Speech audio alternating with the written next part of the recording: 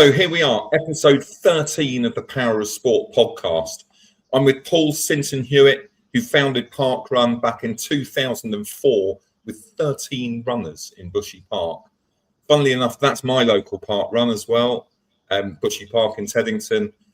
My claim to fame is that I once won a sprint finish against nasty Nick Cotton from EastEnders. So I like to think that I've got some skin in the game. 20 years on, Parkrun's a global movement, 2,500 events a week in 23 countries and millions taking part. Paul went through his own breakdown before starting Parkrun, and that shapes a lot about how it's run. He's a CBE and a Ashoka Fellow and just published his own account of the story. Paul, welcome to the Power of Sport. Hi, Xavier. Thank you very much for having me. It's a pleasure to be here. Great stuff.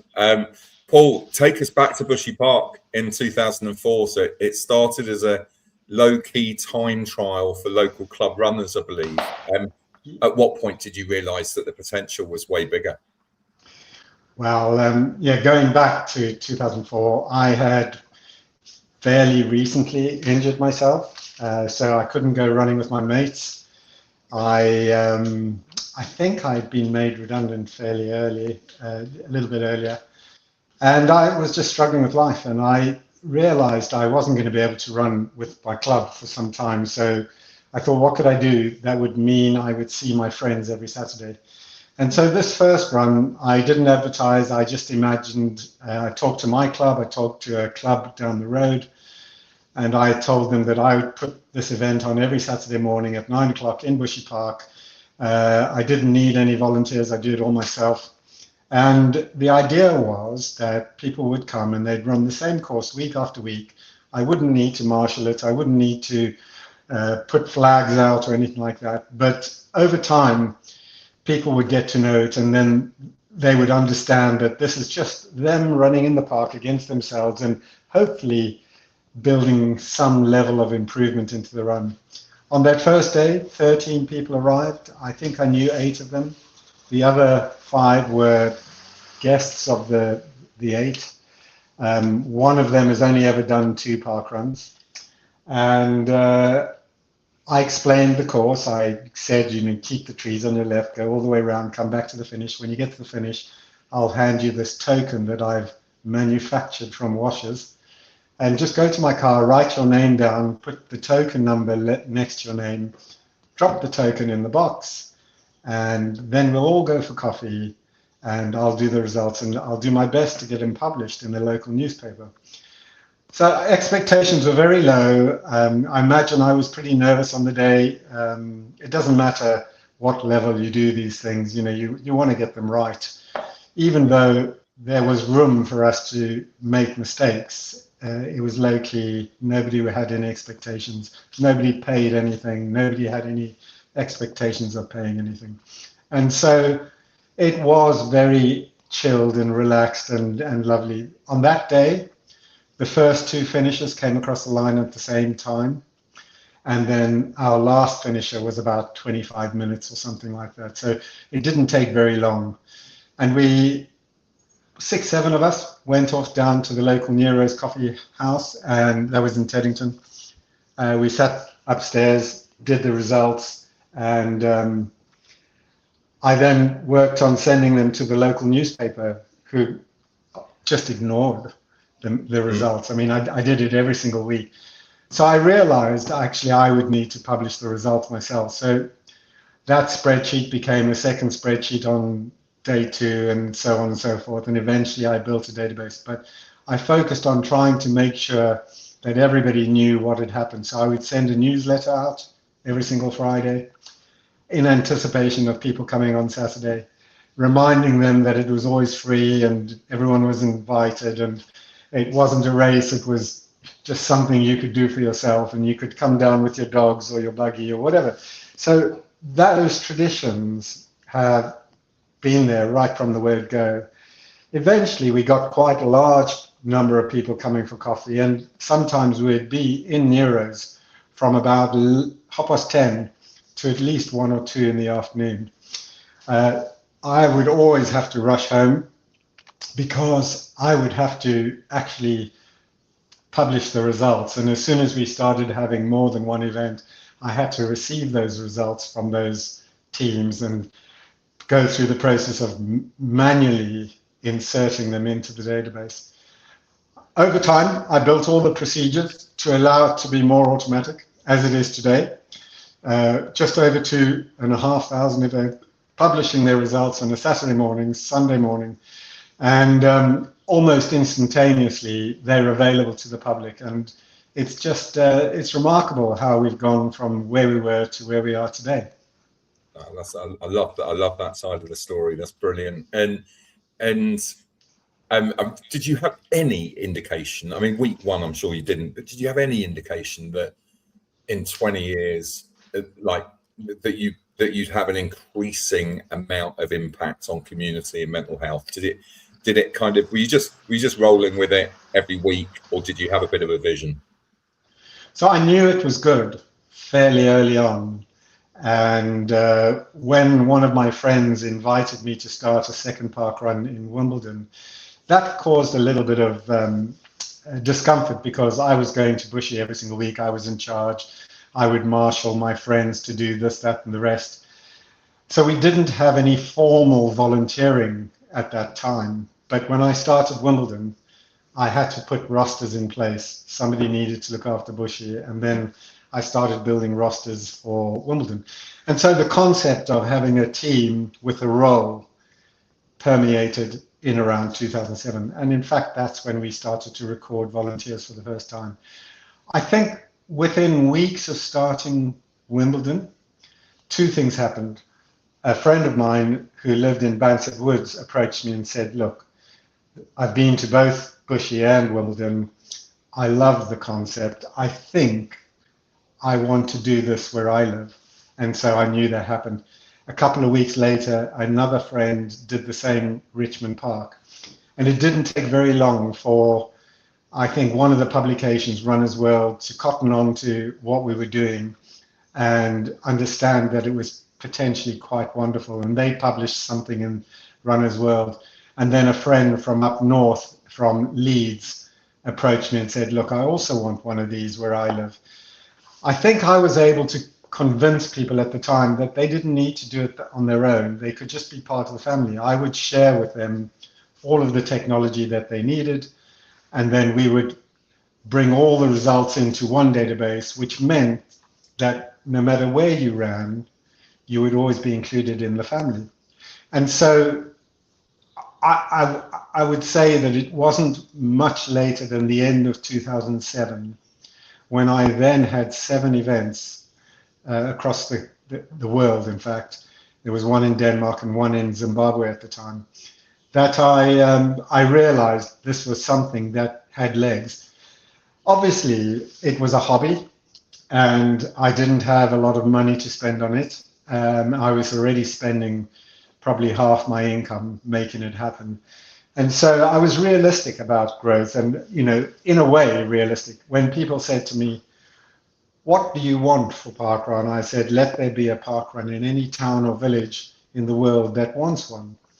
Obviously, without a strategic plan to make that happen, I wasn't driving that concept. I was letting it happen. I was inviting people to come to me. And that went on for the next 8 years. So it took until our 10th year where we did get some sponsorship and we did invest money in growth, but I still kept the concept of, if you want one, come to me. It was when I hired our first CEO in 2015 that he then came up with the idea that that was too passive. We needed to be a bit more strategic, a little more aggressive, a more driven approach. And that was when we went from, you can have a park run wherever you want one, to we're a company that focuses on health and well-being, and we want to make the world a healthier and happier place. Yeah, makes sense. And you, I mean, you talked about your own breakdown and mental health issues. How has that shaped the way that you run parkrun? Well, it was clear from that first event that the social element, meeting for coffee and seeing your friends in the park, was very important to me. I would say, the next couple of years, I went through lots of trials and tribulations. I struggled to find my place in the workforce. I had two really fantastic contracts, one with Vodafone and another with Three, the phone companies, and they saw me through to the first 5 years of parkrun, when I then decided I would take a permanent role with parkrun.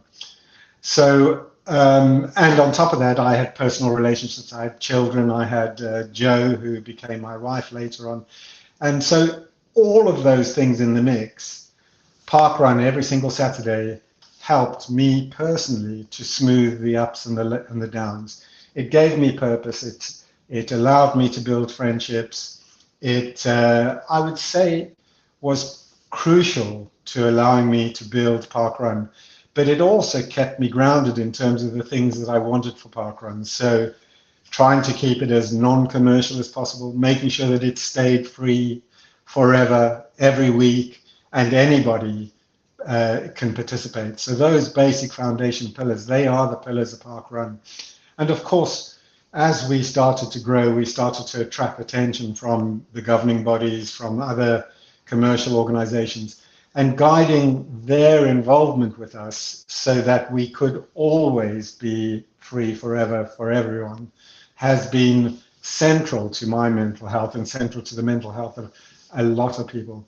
A lot of people come to parkrun because they want to treat it as a race, because they want to do a PB, they want to grow their expertise in running, and it's a free weekly time trial for those people. But for the vast majority of parkrun, that's as far from their minds as anything. They are free to come, and of course they focus on PBs, they focus on improvement, but by far the biggest part of their focus is on mental health, physical health. It's about getting outdoors, being in the open, doing a little bit of exercise, but seeing your friends. And I can't tell you how many times people have come to me and said this has been a life-changing moment for them. Just last week, I was at an event in Salisbury, and I probably ended up speaking to one individual for the best part of 10 minutes, because her story and my story resonated so closely. She was not a runner. Of course, I was always a runner, but she was not a runner, didn't see herself ever being part of physical activity in this way, came down for mental health reasons, was probably concerned about how she could get involved. But now, 50 runs later, she is telling me that this has been a game changer for her, lifesaver. And, on the surface of it, when I looked at this individual, I couldn't tell that she had any issues whatsoever. But as soon as she started speaking to me, all of the issues she suffers with, anxiety, stress, all those things, she's got back under control. And she's giving it, she's putting all of the kudos in parkrun. She's saying that parkrun delivered all of these things. I know that that's partially true. I know that parkrun is the springboard that allows people to help them improve themselves, that it gives them the courage to do that. It gives them the support that they need to do that. But deep down, mental health is only improved when you yourself are prepared to address it, when you yourself put in the effort to make it work. I'm the founder of parkrun, and my mental health could be in the toilet, and it would continue to be so if I didn't make an effort to go to parkrun every single weekend, if I didn't make an effort to be with people who can help me, and if I didn't make an effort to reach out to those people and say, hey, I've got an issue, what do you think? It's fascinating. You mentioned obviously going to Salisbury and going to park runs every weekend. How many of the 2,500 have you been to? Well, you'll know that it's absolutely impossible to go to all 2,500. So I think Darren Wood, who's done just over 1,000 park runs, if he had done every single week a different park run, he would be at about 1,200 different park runs. So Mm. only half of what's possible. Personally, I'm on, it's about 300 different park runs. I've volunteered at some and I've run at others, and I've done 617 park runs since it started. Wow. And you've mentioned somewhere that you like it because you want it to be so inclusive and you want it to be about mental health and community, and you say you take a pride in the average time increasing each year. Yeah. Is that kind of more or less happening? Well, it absolutely is happening. So that first event, our first runner finished in about 17 minutes and the last one 25 minutes. If you average that out, we're a 22, 23-minute run. We're currently well into the 34s, 35s. Some folks, some countries are better than others at this, but some folks are walking parkrun, and we count a walker as anyone who's finishing 50 plus minutes. I know that if I walk pretty fast, I can do it in 45 or so. If I'm doing a little bit of a jog, it'll come in under that. If I'm taking my time and really enjoying the community, speaking to the tail walker, 50 minutes is pretty much a good walk. And so the result is that more and more people are finding their way to parkrun. They won't always be walkers. Some of them will find the improvements that they need in order to be a jogger or a jeffer, as they say, or whatever. It doesn't really matter. I think every person getting out and doing 5K once a week is so much better than not doing it. And parkrun is making it possible for these people to do it. So, and they're doing it in a fun and an exciting place where their times are recorded. They then have some measure that they can share with their physicians, or they can share with their family, or whatever it might be, to say, yes, I am being active. Yeah. And I mean, so my son used to do the junior park run. So you got the normal park run and the junior park run. Has it been hard resisting the urge to kind of do, oh, maybe we'll do a 10K one, or maybe we'll do it? Like, people must come at you with concepts all the time, and you must have a million in your own head. But has it been tough to resist that? No, not really. Very early on, when I did the 5K time trial, I realized that I was going to cannibalize those 5K events. And there were a handful around when I started.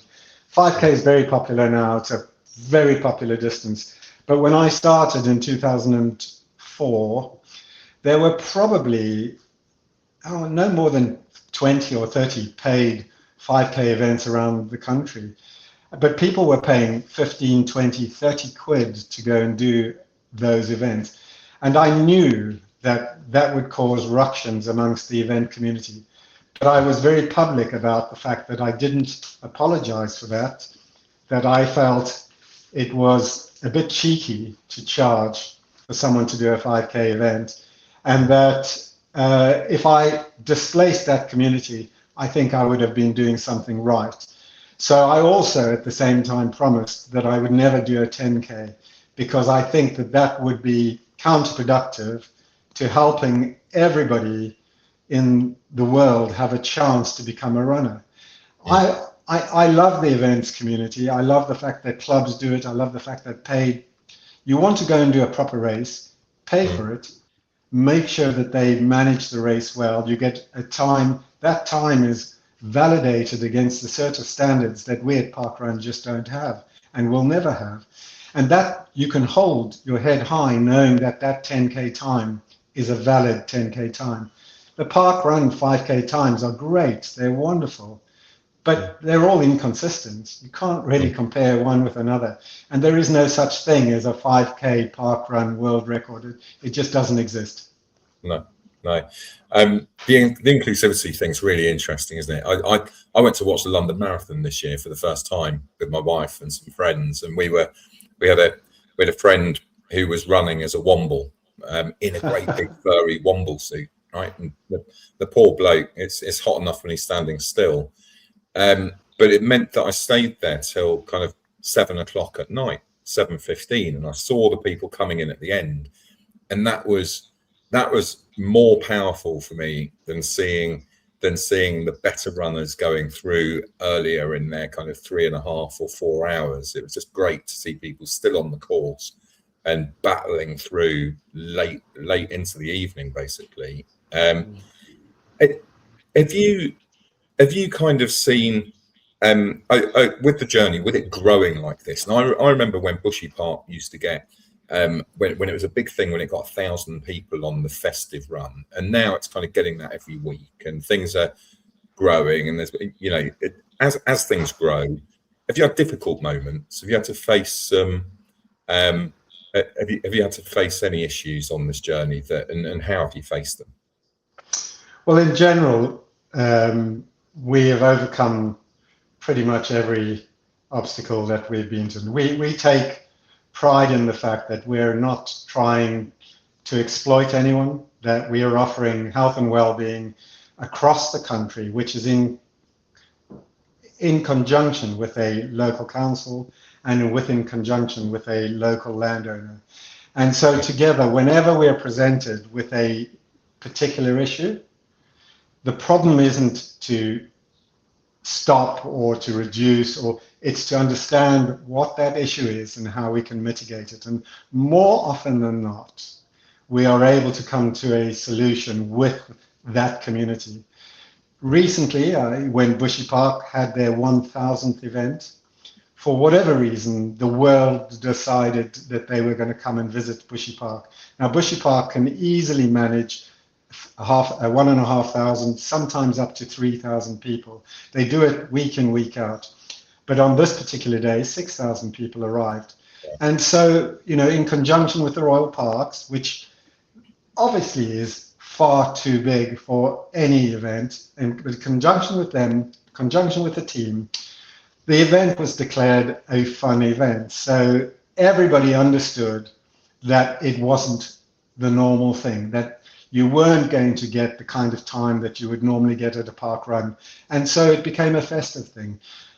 They had enough tokens for the first 3,000 people, and thereafter they started writing your token number in indelible ink across your arm. And in fact, the people in the queue at the end took longer in the queue than they did completing the course. So, and it was all good humored. Everybody loved it.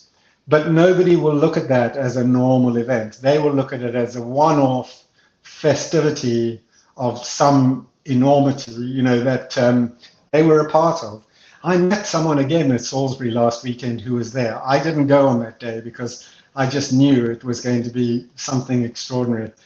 So this person was incredibly proud that they had been there. And in fact, though anybody who was there on the day can download a Guinness Book of Records certificate in their name for being a participant in the world's largest park run on the day. So, you know, it was fun. Everybody got something out of it. The event team weren't too stressed. They had, I think, over 100 volunteers. The Royal Parks were there. They observed what was going on. And of course, they said to us, don't ever do that again. But at the same time, they were terribly good humored about the fact that they had 6,000 people in their park on the day taking benefit of what they want for everybody visiting the park. And nobody left harmed. Everything was back in place at about 10 or 11 o'clock. And it was a great day. So, yes, I think we constantly face obstacles. I think our attitude is always to work with good humor and with compassion to make sure that everybody is a winner in the end. And obviously it won't always be the case, but we'll always try and be inclusive, and we'll all try and make sure that everybody can be at parkrun whenever they want to be. No, that's great. It was funny. I haven't done this for any of my other interviews on the power of sport, but I actually, earlier on when I was thinking of the questions, I just pinged a couple of groups that I'm on. And what I was astonished by is just everyone's got a park run story. Yeah. And that's that's a real cultural thing. And and I was also at a meeting yesterday where somebody who Joe Wicks's brother, actually, the fitness guy's brother, who's also local, and was talking about your drive to get new park runners, first time park runners, now, and there were some really good early stats on that. Can you tell us a bit about that initiative? Well, we have about 25,000 people sign up every single week. So those are new people. Yeah. We have a good percentage of people getting to the start line. I think the objective isn't just to get them to the start line, but actually to convert them to being a regular park runner. So there's a normal a graph of a normal curve of people who make it and who don't come back, people who make it and become regular, and people who register and don't come. And I think that the idea is anyone who's registering obviously sees that they might have a need. They want to be a part of this. We need to then observe what the barriers are that prevent them getting to the start line. And then once they have started, we want to make sure that they continue. I think that's a really important thing. So I think those are the sorts of things that we're studying. We're looking at the data. We're trying to understand if there are any barriers that we can influence that mean that more people will start and more people will stay as park runners. I think once someone's healthy, when they're regular, parkrun is a springboard. It's a springboard to many other activities, and we don't want to consume everybody in the United Kingdom. We want people to go on and find other things that are healthy for them too. So whether it's rugby, football, hockey, swimming, no matter what it is, this should be a normal part of your life, something you can dip into and dip out of and be a part of it. And that's another reason why we love the challenges. There are so many challenges which people can log on to on their app and be a part of. The alphabet challenge, the stopwatch challenge, all of these things. So small little games that you can play in your parkrun journey that allow you to make it fun and interesting. And with your one of your big drives being to, you're working with people, you want this to be a foundation for their own health journeys. And I'm also very involved in a sports bank, which I founded, which is to remove financial barriers between young people and playing sport. So it's something I'm really, really passionate about, and parkrun is just perfect for this. Is there anything else that government can do to help you and others like you to be the catalysts for healthier lifestyles? Is there anything you'd like to see? Well, I mean, government often direct a lot of this through Sport England in this country. And Sport England has been actively involved in addressing many of these issues for a long time. And of course, Sport England is an organization that's constantly looking forward and evaluating where they've been successful and where they haven't, and adjusting that formula. So I believe the government knows that they need to continue doing this, and that would be my ask, is that they don't take their foot off the pedal. There have been lots of encouraging stats coming out of Sports England, and I want to see that continue. But truthfully, when it comes to kids in sport, there are barriers. There are barriers in, nobody can go swimming for nothing. Nobody can play football for nothing. You can play with your mates in a park, but if you're any good, you have to become part of a team. And of course, regardless of what it is, I live next to a cricket pitch, one of the oldest cricket pitches in the country. And every single Friday night, the local club opens up their grounds to all youngsters, and they put them through their paces, and they play all sorts of games with them, right from the age of 3 upwards. And it's not just cricket, it's how to throw a flight or how to catch a ball or whatever. So it's all sorts of skills. To be a part of that, it costs 10 quid. Mm. That's absolutely nothing in the grand scheme of it. They get a huge amount back for that. They get a kit bag, and they get all sorts of t-shirts and goodies and stuff. You'd think that that's still nothing, but there are some kids who can't afford that. So, I mean, we're a great sporting nation, but if we really want to be the best sporting nation in the world, we have to find a way to make it possible for kids to do all sports for nothing. That's always been something that I wished we could do. Open up your swimming pools for nothing. Open up your hockey pitches for nothing. Find initiatives that the government supports, that kids at primary school age can find their way to clubs completely free. Of course, that will always be an advantage for the rich, the people who are already dialed into this kind of thing. But we need to find a way to turn it on its head and make it an advantage for these other kids, these kids who from poorer families who are not dialed into what it means to be healthy and to be fit and to give them life choices. I think that that's where the government needs to do more. Yeah, couldn't agree more with that. And you've got so many moments. You've talked about a couple. I've got to ask you your favourite parkrun moment. Yeah, I mean the simplicity of it, isn't it? It's beautiful. Again, this weekend I was with the team in Salisbury, and they were telling us a couple of stories that they had heard, and I think the things that resonated with me are the stories you don't hear very, very often. Where, for instance, we have an event in Denmark where at one point they only ever had 5 people participating. And if you looked more closely, those same 5 people were on the volunteer roster. So they would come down, set the event up, do the timing, do everything, but they would all run. And it was a community of 5 people. Of course, we want that to grow. We want it to be bigger and better. There's a community in somewhere in the world where just a single person has participated at time. And, you know, I think the rules that we bring to our community need to be appropriate at the size and the maturity of that event. And that way we can help them to grow, and we can help them to be bigger and better, and we can get bigger communities. So those are the events that I find are the ones that are dearest to my heart. And there was an event that I participated at in South Africa. It was in the middle of the bush. It had a little dirt road. There was nothing else, maize fields on either side, which were 10 feet high. So you couldn't look over the maize fields. All you had was this dirt road in front of you.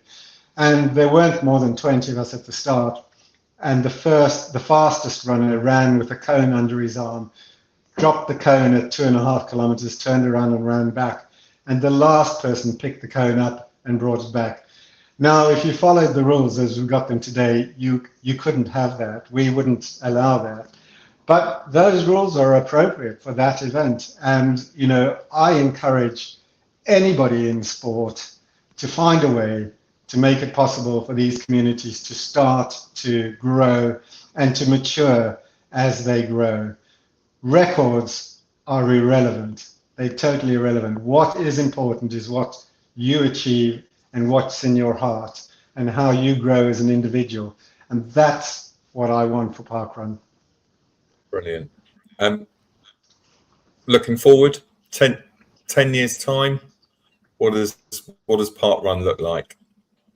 Well, I've just attended a staff meeting where our chief executive gave us an update on strategy. So we're in the middle of a 5-year strategy.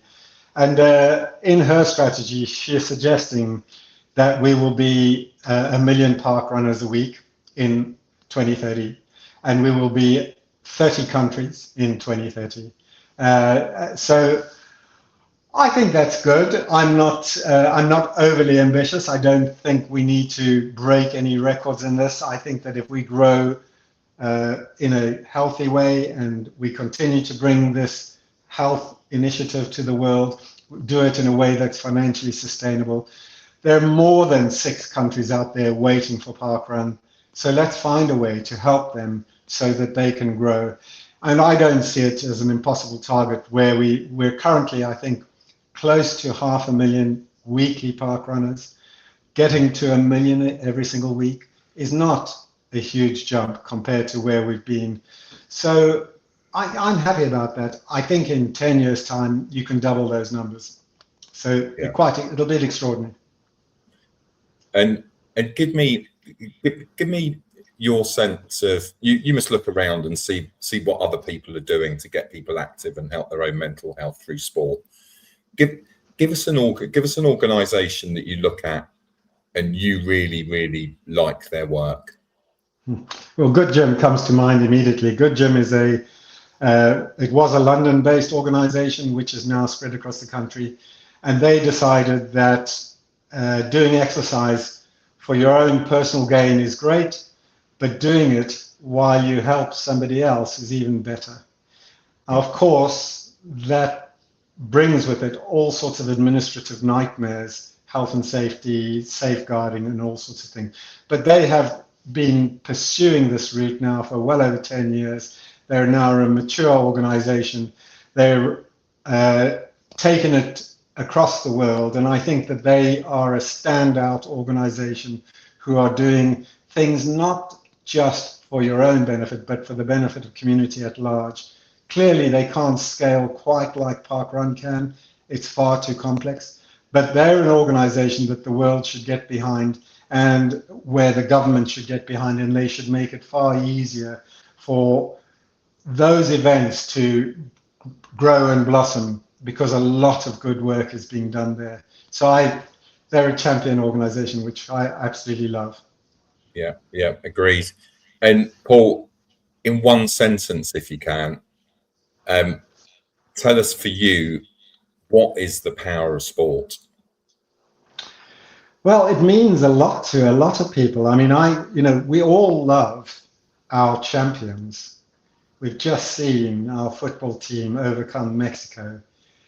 That power of that moment, having not achieved it since 1966, not achieved anything like this, that was good for everybody, regardless of whether you're a sports person or not. I mean, there are a lot of people who perhaps hate football who are thinking, hang on a second, is this a moment for England? Take that all the way down to the person who has a disability, who is able to sit on the side of a park run and cheer people along, possibly scanning their barcodes at the finish, or maybe even doing the timekeeping. Anything from that enormous moment to this quite insignificant moment, I think sport changes people. So it doesn't matter where you engage on that scale, it's all important, it's all vital. It turns nasty human beings into good human beings. It changes behaviors, habits, all sorts of things. It brings you from ordinary or perhaps even bad communities into good communities. Seek it out, make it happen. I mean, if I was choosing a partner in my life for the rest of my life, I would go to a sports organization. I would go to something that had volunteering involved. They are the best people in the world. So you would find lots of good-hearted, wonderful individuals who may or may not be sports people. So it's up to you. Get involved. Thank you. And I'll just to finalise, I'll let you into a bit of a secret. So I was astonished to be invited to the Royal Box at Wimbledon this week, where I met you. And my wife and others were kind of saying, who's going to be there? And there was, David Beckham and Catherine Jenkins and the singer who's now Ronan Keating, and the Royal and all of that. But the one where I was texting home and texting people was, I just met you. I think your work's phenomenal. I've spoken to a mate earlier who's been doing parkrun and volunteering at parkrun since kind of 2006, and he was just blown away that I was able to talk to you and have this moment. So just on behalf of all of those people I've spoken to today alone who are involved with parkrun, just thank you very, very much for sharing your time. I really, really appreciate it. Love what you're doing, and I can't wait to see it continue. Thank you. Well, I'm very grateful for everything that's come my way because of parkrun. There are millions and millions of people who make it happen every week, and without them, none of this would have happened. So it's an honor to be standing on everybody's shoulders, and what an honor to be invited to the Royal Box. I mean, yes, absolutely magic moment. And whilst I think it's a one-off, I hope it isn't. Yes, me too. Great stuff, Paul. All right. Thank you. Thanks again. Chat soon. Take care. Cheers. Bye-bye. Bye.